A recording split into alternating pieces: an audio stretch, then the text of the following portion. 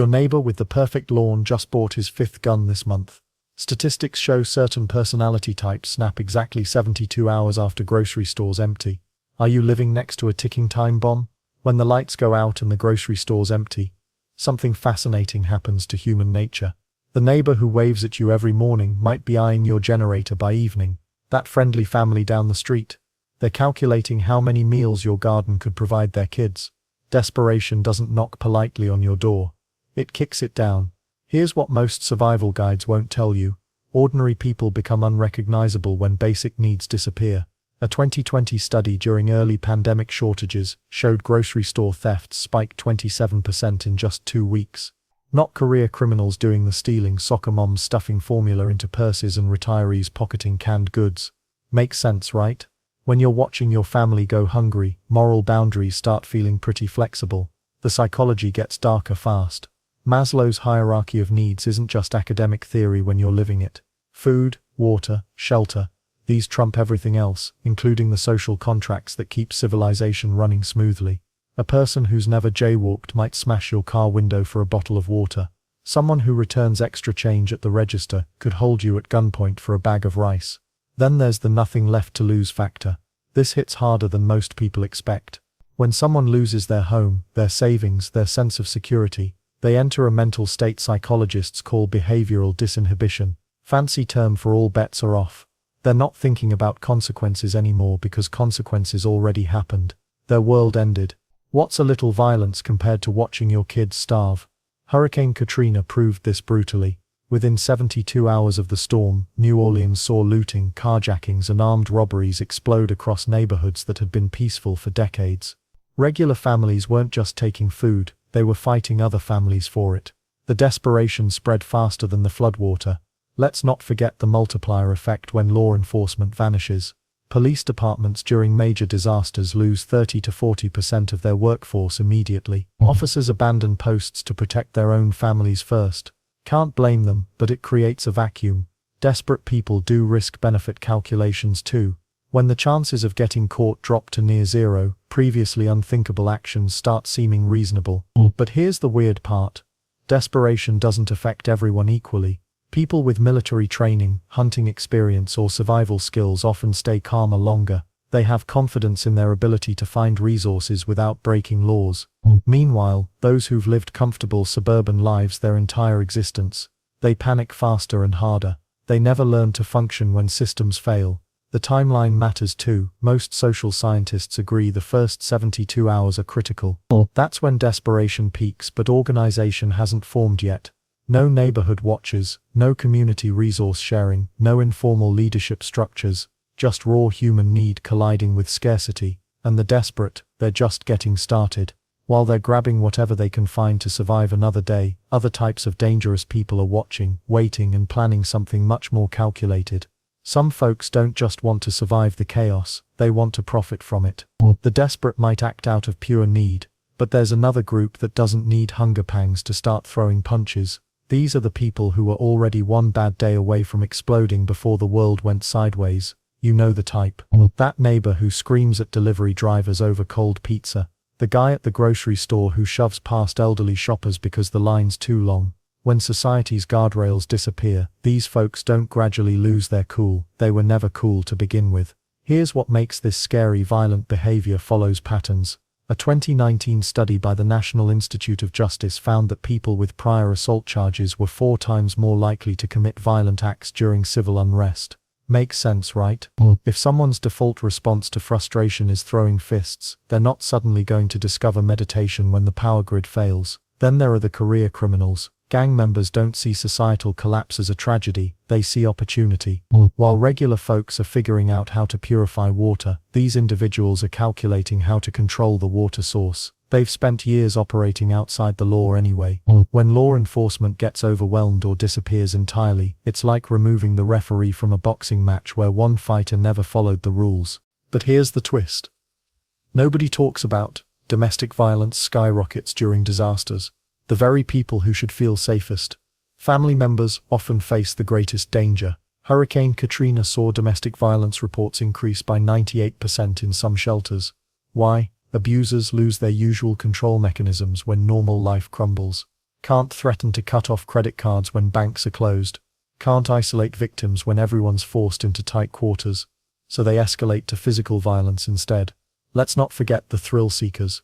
Every community has them. People who treat danger like entertainment. They're the ones posting videos of themselves during tornado warnings or starting fights at sporting events just for the adrenaline rush. When society breaks down, these individuals often become the spark that ignites larger conflicts. They're not necessarily evil, just dangerously addicted to chaos. The weird part is timing. While desperate people usually wait until they're truly out of options, aggressive personalities strike early. They sense weakness in social structures before others even notice the cracks. It's like they have radar for vulnerability. Research from the University of Pennsylvania shows that people with antisocial personality traits actually perform better under extreme stress than the average person. Their brains are wired differently. They don't get the same anxiety responses that paralyze normal folks during crises. This gives them a twisted advantage when everything falls apart. And the really unsettling truth: many of these individuals have been fantasizing about societal collapse for years. They're not just reacting to events, they've been mentally preparing for their moment to shine. The desperate act from necessity, but the aggressive act from nature. Understanding this difference could save your life, because while you might negotiate with someone who's hungry, you can't reason with someone who enjoys the fight itself. But aggression isn't the only danger lurking in collapsed communities. When society starts crumbling, the desperate get desperate and the violent get violent. But there's a third group that sees opportunity knocking. These are the manipulators and opportunists. The ones who never let a good crisis go to waste. You know the type, that neighbor who somehow always comes out ahead in every situation. The co-worker who throws others under the bus for a promotion. Well, when everything falls apart, these folks don't panic. They calculate. Their first move? Spreading rumors like wildfire. Did you hear the Martinez family is hoarding water? I saw Jim sneaking around last night, probably stealing from gardens. They plant seeds of doubt because confused, scared people are easier to control. Makes sense, right? If everyone's suspicious of everyone else, guess who becomes the trustworthy voice of reason? Then comes the classic divide and conquer strategy. These manipulators identify the strongest people in your group. The natural leaders, the ones others look up to, and systematically tear them down. They'll whisper about past mistakes, question decisions, and create factions. Before you know it, your tight-knit neighborhood watch has split into 3 angry camps, each convinced the others are plotting against them. But here's where it gets really twisted. The best manipulators don't just destroy existing leadership, they position themselves as the solution. Look, I know tensions are high, but we need someone level-headed to make the tough choices. They present themselves as reluctant leaders, practically forced into the role by circumstances. Classic manipulation 101. Let's not forget their resource games. While honest people share what they have, opportunists are busy cornering markets. They'll trade a can of beans today for 3 cans promised tomorrow. They exploit desperation, knowing hungry families will agree to almost anything. Some even create artificial scarcity, hiding supplies to drive up their value later. And the weird part is how good they are at seeming helpful. They'll offer to mediate disputes they secretly caused. They volunteer for important roles like inventory management or guard duty scheduling, positions that give them information and influence over others' daily lives. These types have been studying human psychology their whole lives, even if they don't realize it. They instinctively know that scared people want simple answers and someone to blame. So they provide both. The water shortage. That's because the Johnson family took more than their share. The break-in last week, obviously an inside job by someone we all trusted. Research shows that during Hurricane Katrina, some individuals actually organized fake rescue operations, not to help people, but to gain access to abandoned homes for looting. They wore official-looking vests and everything. The audacity is almost impressive. What makes these manipulators especially dangerous is their patience.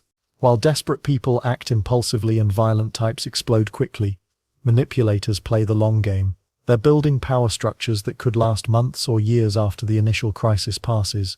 But even manipulators aren't the most unsettling group you'll encounter when everything goes sideways.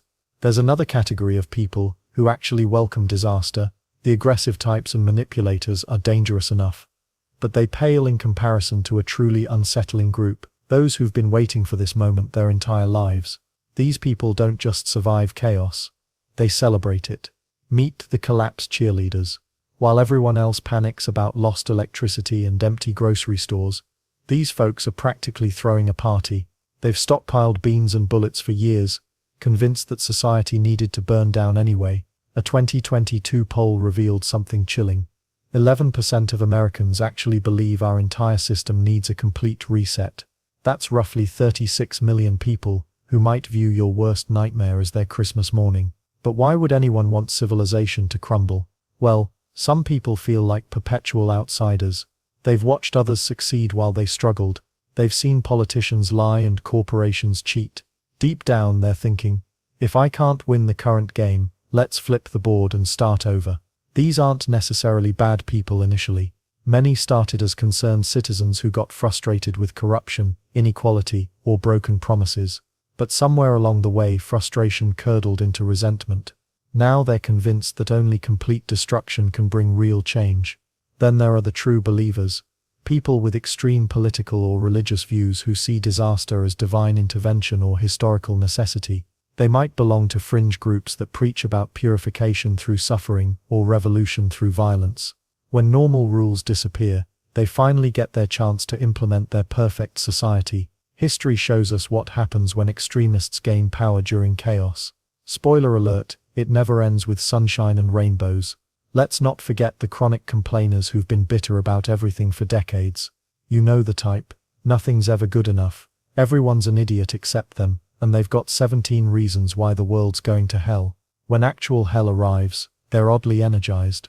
Finally they can say, I told you so, while watching their neighbors scramble for resources they should have prepared years ago. The weird part is how these groups often overlap. The doomsday prepper might also be the guy who's been complaining about government overreach since 1995. The religious extremist could be the same person who's been stockpiling weapons for protection, but secretly hoping for a reason to use them. What makes this crowd particularly dangerous isn't just their preparedness, it's their motivation. While desperate people commit violence reluctantly, these folks might actually look forward to it. They've mentally rehearsed scenarios where they're the heroes of their own post-apocalyptic movie. They've justified future actions with elaborate philosophies about survival of the fittest or divine punishment. During Hurricane Katrina, some survivalist groups didn't just protect their neighborhoods, they actively hunted people they deemed threats. Their definition of threats was, shall we say, quite flexible. But perhaps the most unsettling aspect of this group is their patience. They can wait, they can plan, they can organize. While others react impulsively to crisis, these people have been preparing their response for years, which brings us to an even more unpredictable threat. Those whose reactions you simply cannot anticipate at all. Mental illness doesn't take a break during disasters. Actually, it gets worse. When society crumbles and support systems vanish, people who were barely holding it together suddenly can't anymore. The results? Explosive and dangerous. Here's what most people don't realize. Stress acts like gasoline on mental health issues. Someone with untreated bipolar disorder might seem fine during normal times, but throw in food shortages, power outages, and chaos. Their brain chemistry goes haywire. Manic episodes become more intense. Depression hits harder, and psychotic breaks happen without warning. The scariest part is how unpredictable these situations become. You can't reason with someone experiencing a full psychotic episode. They might believe you're poisoning the water supply or working for some shadow government. Logic doesn't work when someone's brain is literally misfiring. Then there are the substance abusers.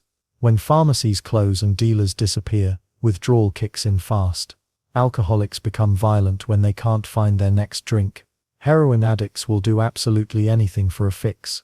Well, anything includes robbery, assault, and worse. But here's the kicker. Even normal people crack under extreme pressure. Panic attacks can make someone act irrationally violent. A mother protecting her children might attack neighbors she's known for years, convinced they're threats. Fear literally rewires the brain's decision-making process. PTSD sufferers face unique dangers during collapse scenarios. Combat veterans might have flashbacks triggered by gunshots or explosions. Domestic abuse survivors could spiral when trapped with strangers in shelters. The hypervigilance that helped them survive trauma before can turn them into perceived threats to others. Statistics paint a grim picture. During Hurricane Katrina, psychiatric emergency visits increased by 91% in surrounding areas. The 2011 Japan tsunami saw suicide rates jump 57% in affected regions. Disasters don't just destroy buildings, they shatter minds. The medication issue creates another nightmare scenario. Millions depend on antidepressants, mood stabilizers, and antipsychotics to function normally. When supply chains break down, these people face cold turkey withdrawal. Ever seen someone quit antidepressants suddenly? Mood swings, aggression, and suicidal thoughts spike dramatically. Children aren't immune either. Kids with autism or ADHD can become overwhelmed by sudden changes in routine. Their meltdowns might trigger violent responses from stressed adults who don't understand what's happening. Let's not forget about sleep deprivation's role in mental instability. When people can't sleep due to fear, noise, or uncomfortable conditions, paranoia develops quickly. After 72 hours without proper rest, hallucinations start. People begin seeing threats that don't exist and attacking innocent bystanders. The most dangerous individuals are those mixing mental illness with extremist beliefs. They might interpret disasters as signs to act on violent fantasies they've harbored for years. Religious delusions can convince someone they're chosen to cleanse the world through violence. Emergency responders know this reality well. They're trained to expect increased psychiatric emergencies during any major crisis. But when those same responders are overwhelmed or absent, mental health crises spiral completely out of control. Understanding these patterns isn't about stigmatizing mental illness. It's about recognizing vulnerability during humanity's darkest moments when survival instincts completely override rational thought.